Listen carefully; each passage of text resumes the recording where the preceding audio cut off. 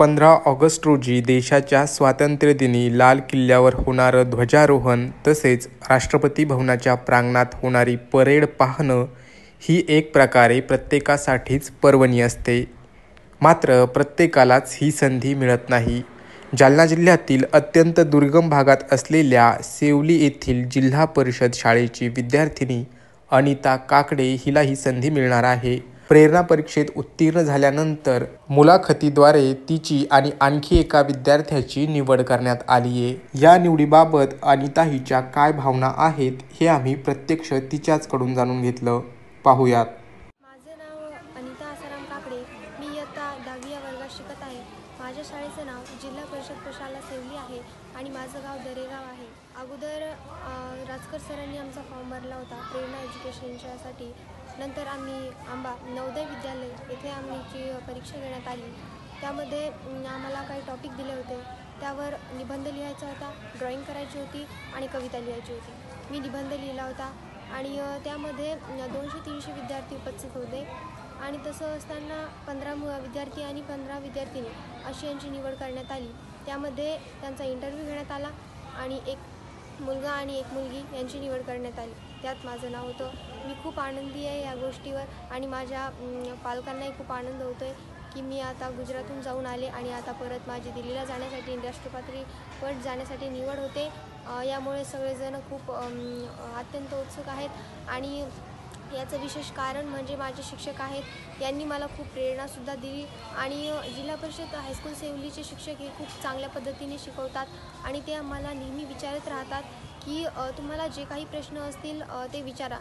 जास्त करून आमचे विज्ञानचे जाधव सर हे आम्हाला रोज आणि प्रत्येक दिवस असं सांगतात की मुलांनो, तुमच्या मनात जे काही प्रश्न आहेत ते आपण बिनधास्तपणे विचारले पाहिजे.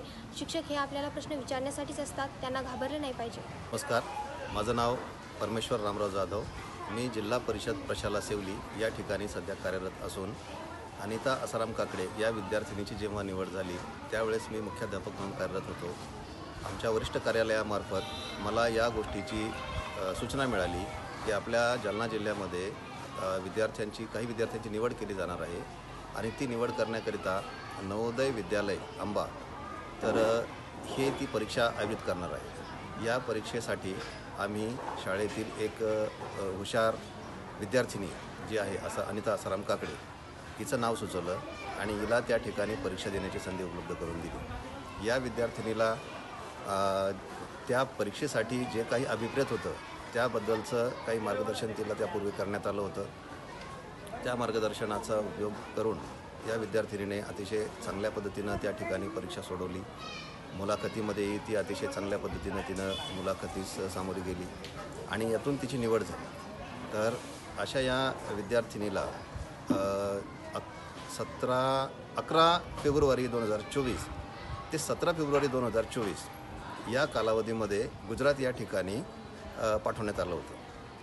तर केंद्र शासनामार्फतच ही सगळी प्रक्रिया पार पाडली गेली आणि अशा विद्यार्थ्यांना त्या ठिकाणी गुजरात या ठिकाणी नेऊन त्यांना योग्य ती माहिती देण्यात आली. भारतीय संस्कृतीचं दर्शन घडवण्यात आलं आणि नंतर आता 15 ऑगस्ट रोजी लाल किल्ल्यावरती ध्वजारोहणाकरिता या विद्यार्थिनीला उपस्थित राहण्याची संधी शासनामार्फत दिली गेली आहे. यासाठी मी आमचा जिल्हा परिषदेचा शिक्षण विभाग, केंद्र शासनाचा अतिशय आभारी आहे. धन्यवाद.